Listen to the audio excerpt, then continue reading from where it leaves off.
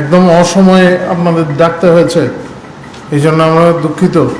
কিন্তু কয়েকটা গুরুত্বপূর্ণ বিষয়ে আপনারাও জানতে চাইছিলেন, সেই জন্য এই সাংবাদিক সম্মেলনে আহ্বান করা হয়েছে। আপনারা জানেন, স্বশাসিত জেলা পরিষদের নির্বাচনের পর থেকে রাজ্যের বিভিন্ন স্থানে এক রাজনৈতিক সন্ত্রাস, যে সংস্কৃতি আমরা মুছে দিতে চাইছিলাম, সেটা আবার যেন পুনরুজ্জীবিত হয়ে উঠতে। এটা মূলত বাম সংস্কৃতির অঙ্গ। যারা প্রবীণরা আছেন তারা খুব ভালোভাবেই জানেন, 80 দশক থেকে এই ধরনের যে কোনো নির্বাচনের পর বিরোধীদের উপর আক্রমণ এবং উত্তর তা বাড়ছিল। একমাত্র 18 নির্বাচনের পর রাজ্যের কোথাও নির্বাচনোত্তর কোনো সন্ত্রাস হয়নি, কাউকে সম্পত্তি খোয়াতে হয়নি, প্রাণ খোয়াতে হয়নি। কিন্তু এডিসি নির্বাচনের পর আবার নতুন করে এই বিষয়টি উঠে এলো। আমরা প্রথম থেকেই বলে আসছিলাম, তীব্রমথার নামে সিপিআইএম অশান্তির বাতাবরণ সৃষ্টি করতে চাইছে। কিন্তু এটাও সত্য,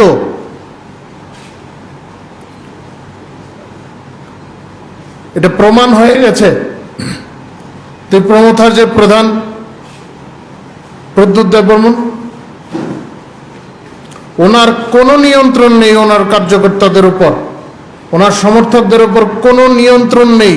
এটা আবারও স্পষ্ট হয়ে গেছে। এটা কি ধরনের রাজভক্তি! বিভিন্ন কার্যালয়ে, আমাদের বিভিন্ন কার্যালয়ে মহারাজা বীর বিক্রমের ছবি আছে। আমরা মনে করি ওনাকে আধুনিক ত্রিপুরার রূপকার। ওনার ছবিতে আক্রমণ করা হচ্ছে। সংবাদ মাধ্যমের ক্যামেরাতে এই বিষয়ে ধরা পড়েছে বিষয়গুলি।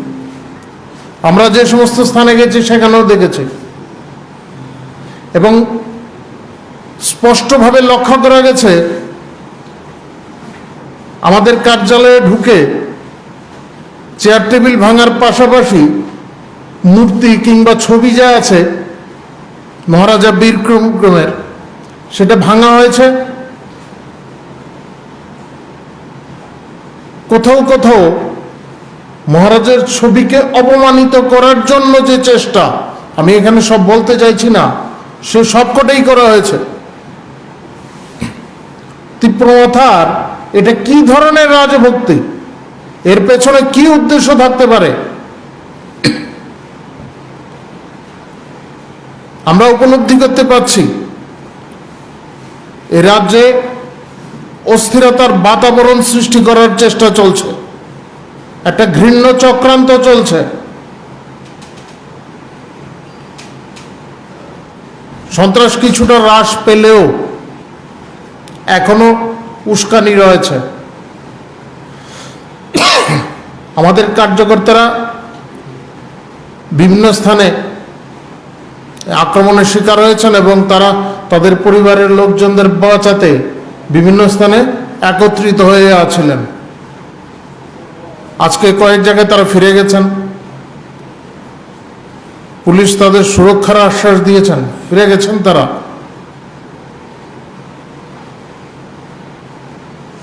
আপনারা অনেকেই তথ্য চাইছিলেন কতগুলি ঘটনা সংঘটিত হয়েছে। আমি আপনাদের কাছে কাগজ দিয়ে দিয়েছি। আপনারা যদি দেখেন 25টি সুনির্দিষ্ট ঘটনা আছে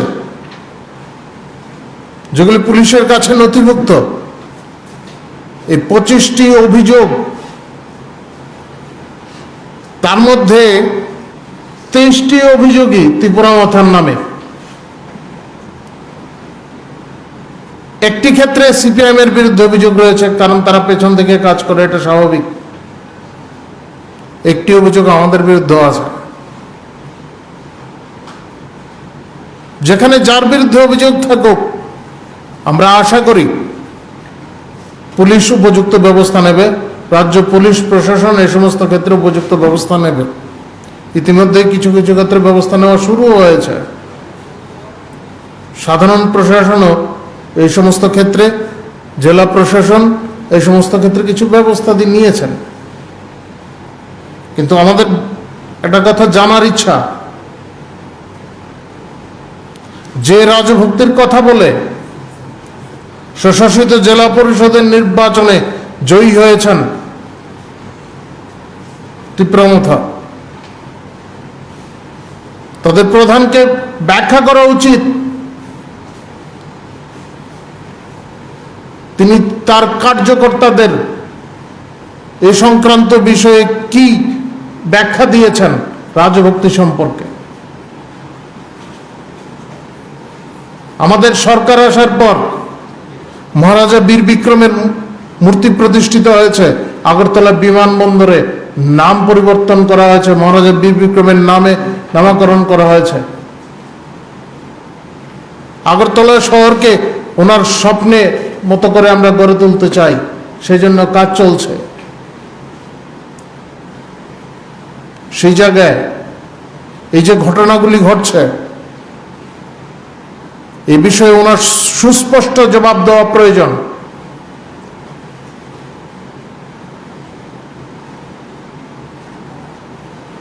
আমি এ সংক্রান্ত বিষয়ে আর আমার বক্তব্য দীর্ঘায়িত করছি না। আপনাদের যদি কিছু জিজ্ঞাসা থাকে আপনারা জিজ্ঞাসা করতে পারেন।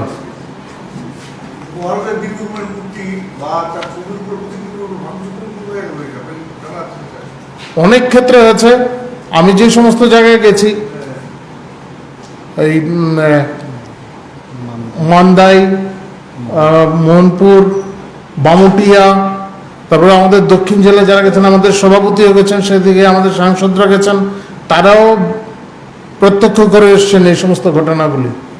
যে সমস্ত কার্যালয়ে আমাদের হামলা চালানো হয়েছে, সেখানে প্রত্যেকটি কার্যালয়ে আমাদের মহারাজা বীর বিক্রমের ছবি আছে, আক্রমণের শিকার হয়েছেন বিক্রমের ছবিও প্রত্যেকটি ক্ষেত্রে। এটা কিসের ইঙ্গিত? ব্যাখ্যা দিতে হবে এই বিষয়ে।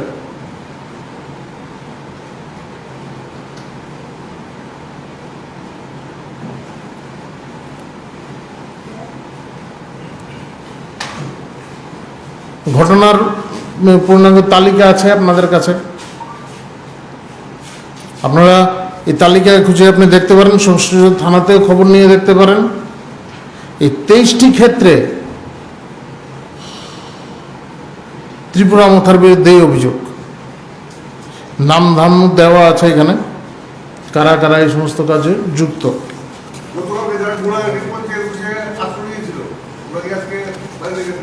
গোলাঘাটি সব জায়গাতেই চেষ্টা চলছে, এখনো গিয়ে পৌঁছেছেন কিনা আমার জানা নেই, তবে বামুটিয়া যারা ছিলেন তারা পৌঁছে গেছেন। কিন্তু সমস্যা হচ্ছে অনেকেই বাড়িতে গেছেন, কিন্তু বাড়ি মানে থাকার মতো অবস্থায় নেই, একদম গুড়িয়ে দেওয়া হয়েছে। তো সেই সমস্ত ক্ষেত্রে আমাদের পার্টির কার্যকর্তারা উদ্যোগ নিয়ে নতুন করে আপাতত থাকার মতো ব্যবস্থা করে দিচ্ছেন। প্রায় প্রত্যেকটি ক্ষেত্রেই তাই হচ্ছে।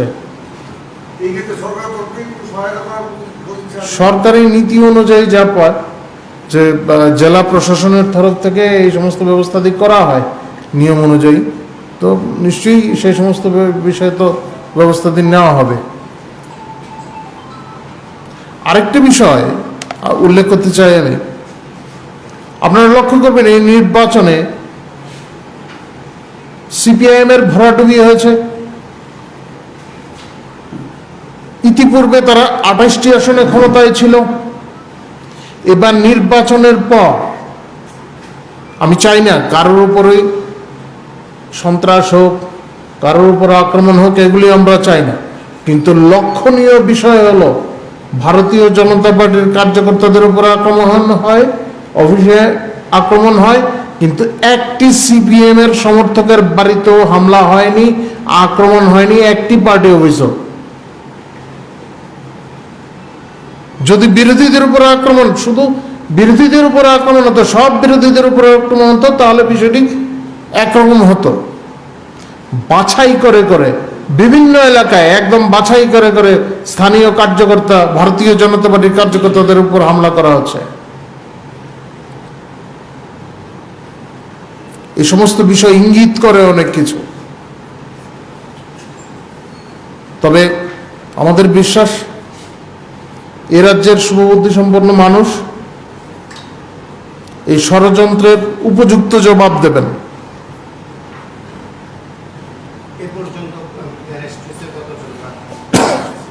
পুলিশের তরফ থেকে নিশ্চয়ই সমস্ত তথ্য দেবেন পুলিশ আধিকারিকরা।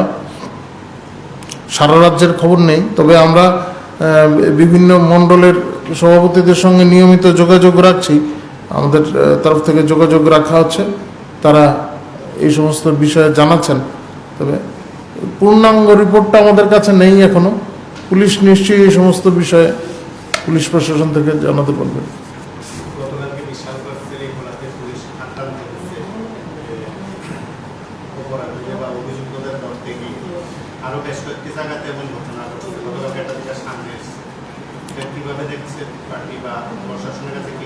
না, এটাই তো বললাম, এটা কিসের ইঙ্গিত? এই সমস্ত বিষয়ে মতপ্রধানকে জবাব দিতে হবে। এটা কি ধরনের রাজনীতি? এটা তো গণতান্ত্রিক ব্যবস্থা। গণতান্ত্রিক ব্যবস্থায় এই ধরনের অপকর্মের অনুপ্রবেশ ঘটতে পারে? কোনো নিয়ন্ত্রণ নেই। উনি বক্তব্য রাখছেন, ওনার বিরুদ্ধে আমরা কিছু বলছি না, কিন্তু উনি আবেদন রাখছেন, ওনার বার্তা কেউ শুনছেই না। এটাতে কি বোঝা যায়? এই যে নবগঠিত এই দলটির উপর কার নিয়ন্ত্রণ কায়েম হয়েছে? এই সমস্ত বিষয়ে তো ব্যাখ্যা দিতে হবে।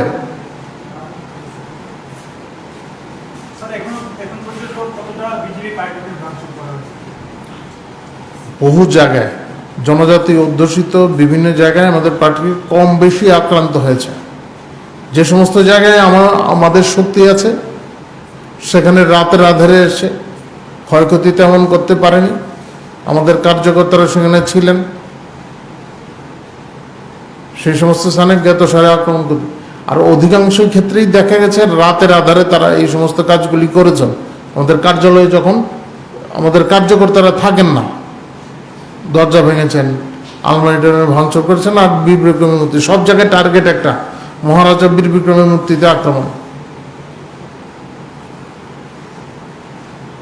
আপনারা যারা সাংবাদিকরা গেছেন বিভিন্ন জায়গায়, আমাদের সঙ্গেও গেছিলেন, তারা দেখবেন বীর বিক্রমের ছবিকে কিভাবে আক্রমণ করা হয়েছে।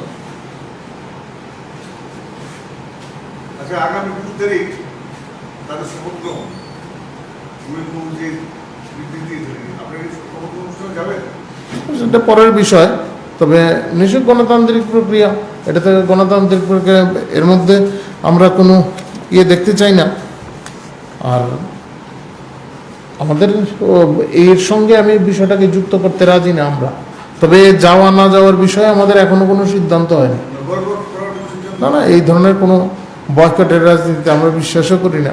তবে ওইখানে যাওয়া কি না যাওয়া এই বিষয়ে আমাদের এখনো কোনো সিদ্ধান্ত হয়নি। সময় আছে আরো।